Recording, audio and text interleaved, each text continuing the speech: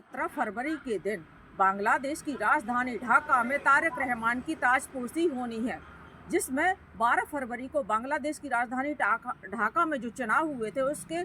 परिणाम के दौरान तारिक रहमान प्रधानमंत्री पद के दावेदार चुने गए, जिसमें से 299 की सीटें थी, जिसमें से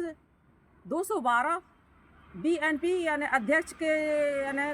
सांसद चुने गए और जो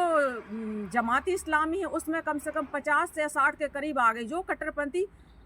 मतलब भावना रखते हैं और मतलब हिंदुओं को निशाना बना गए। तो इससे ये मालूम आ रहा है कि जो तारिक रहमान है, जो 17 साल के बाद जो लंदन में रहते थे वो यहाँ पर आए हुए थे, तो उनकी पार्टी जीत गई है। तो जो आज 17 फरवरी के दिन इनका प्रधानमंत्री पद चुने गए हैं, तो उनकी आज जो पूरी कैबिनेट मंत्री है उनका मतलब ये संसद कैबिनेट में मतलब उनकी संसदीय चुनाव जो लड़ने वाले हैं सभी यानी उनकी आज ताजपोशी होनी है, जिसमें कम से कम उन्होंने 13 देशों को इनवाइट किया, जिसमें अपने भारत के प्राइम मिनिस्टर नरेंद्र मोदी को भी इनवाइट किया गया है। लेकिन उन अपने भारत के प्राइम मिनिस्टर नरेंद्र मोदी वहाँ बांग्लादेश नहीं जाएंगे, क्योंकि जो फ्रांस के राष्ट्रपति है मैक्रों वो भारत दौरे पर आए हुए हैं। लेकिन भारत के प्राइम मिनिस्टर ने वहाँ जो नए प्रधानमंत्री बन गए हैं तारिक रहमान, उनको फ़ोन पर विश किया है और जो आने वाले समय में अच्छी मतलब यानी अपने भारत और बांग्लादेश के संबंध बेटर बनने की संभावना रखते हैं, क्योंकि काफ़ी समय से ऐसा था 2024 में जब शेख हसीना की सरकार गिर गई थी, तब से भारत और बांग्लादेश में यानी दोनों देशों में यानी तनाव बना हुआ है और यानी जो वहाँ पर यानी जमात इस्लामी है, जो मतलब कट्टरपंथी भावना जो हिंदुओं को निशाना बन रहा है, उससे भी भारत और बांग्लादेश की दुश्मनी बनी हुई है। जो पाकिस्तान के जमात इस्लामी कट्टरपंथी लोग यानी उनकी सारी पर एक कठपुतली का नाच कर रहे थे। तो इससे समझ में आता है जो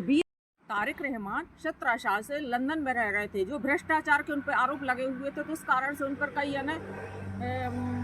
पाबंदियाँ लगाई गई थी, इस कारण से वो लंदन चले गए थे। लेकिन कुछ ही महीनों के पहले वो यहाँ बांग्लादेश की राजधानी ढाका में आई हुई चुनाव प्रचार के दौरान, क्योंकि वहाँ पर जो जमात इस्लामी जो ISI यानी जो पाकिस्तानी जो वहाँ की यूनिट सरकार बनी हुई थी, कठपुतली की सरकार बनी हुई थी, इसलिए वहाँ की यानी जो पब्लिक ने है उनको यानी तारिक रहमान को चुना, क्योंकि वो लोग भी ना कट्टरपंथी लोगों को पसंद नहीं कर रहे हैं। और इससे समझ में आता है कि बांग्लादेश का विकास हो सकता है, इसमें समझ में आ रहा है। क्योंकि अगर भाई जमात इस्लामी बन जाते तो पूरी तरह से जो आतंकवादी देश पाकिस्तान है, उसी तरह से बांग्लादेश भी एक पाकिस्तानी देश बन जाता। तो इससे समझ में आ रहा है कि भारत का पड़ोसी देश है बांग्लादेश, उसी तरह से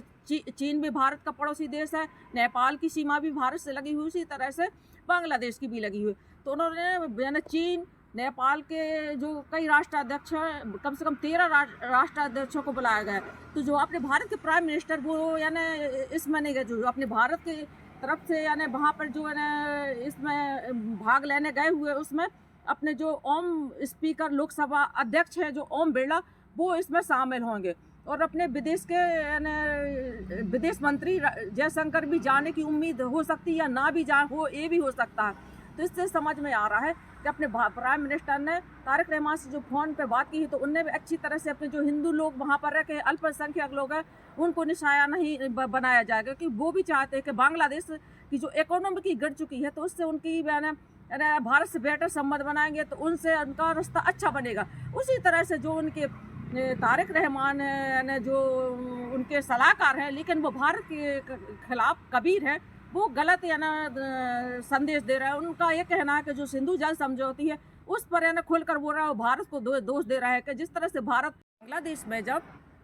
बांग्लादेश की प्रधानमंत्री शेख हसीना थी, तब भारत के संबंध शेख हसीना से काफ़ी बेटर थे। जिस तरह से उनकी सरकार 2024 में गई, उस तरह से जब मोहम्मद यूनुस वहाँ के प्राइम मिनिस्टर बनकर आए, तब से भारत और बांग्लादेश के संबंध काफ़ी ख़राब हो गए, क्योंकि वो कट्टरपंथी भावना रखते हैं और जो पाकिस्तान की कठपुतली पे काम कर रहे थे। अगर ये जमात इस्लामी अगर इस चीज़ में प्रधानमंत्री पद के कोई दावेदार होता, तो उससे पूरा बांग्लादेश का नक्शा ही बदल जाता। इससे ये समझ में आ रहा है कि तारिक रहमान जो वहाँ के प्रधानमंत्री बने हैं, जो अपने भारत के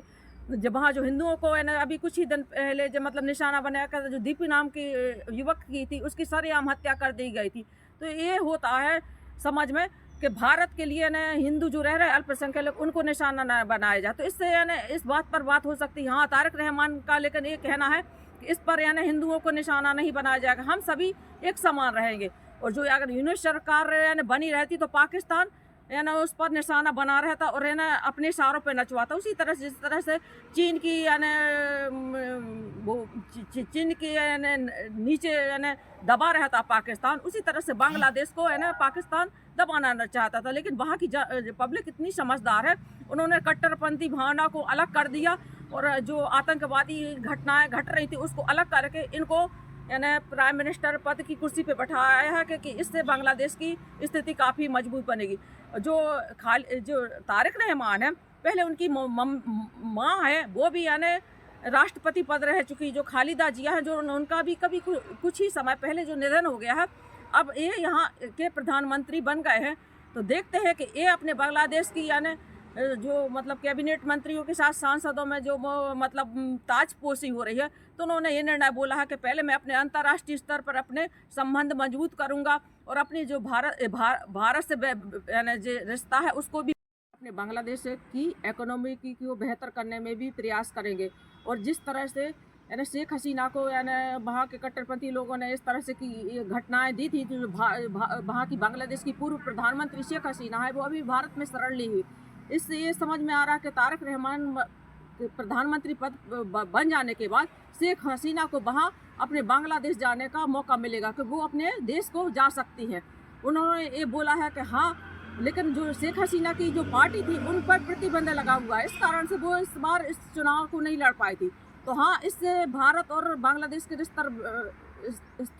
संबंध बनेंगे तो शेख हसीना की वापसी हो सकती है। उसी तरह से हम लोग भारतवासियों को भी ये भी देखना पड़ेगा, जो आज वहाँ के बांग्लादेश के प्रधानमंत्री तारिक रहमान बन चुके हैं, ये देखते हैं हिंदुओं के साथ कैसा व्यवहार करते हैं। क्योंकि जिस तरह से यानी हिंदुओं के लिए घटना घटी है, इससे भारत काफ़ी आक्रोश में रहा है। हम भारतवासी तो यही समझेंगे जो वहाँ पर बांग्लादेश में हिंदू लोग रह रहे हैं उनके साथ इस तरह की नाइंसाफ़ी नहीं होना चाहिए। जिस तरह से है ना कई द्वीपू नाम के हत्या की, उस तरह से ये घटना नहीं घटना चाहिए। क्योंकि जिस तरह से बांग्लादेश में घटना घटी उससे पूरे भारत में आक्रोश बना हुआ है। हाँ, तारिक रहमान ने ये उम्मीद दिलाई है कि हमारा भारत से बेहतर रिश्ता रहेगा और इस तरह की घटनाएं नहीं रहेगी। इसीलिए उनको इस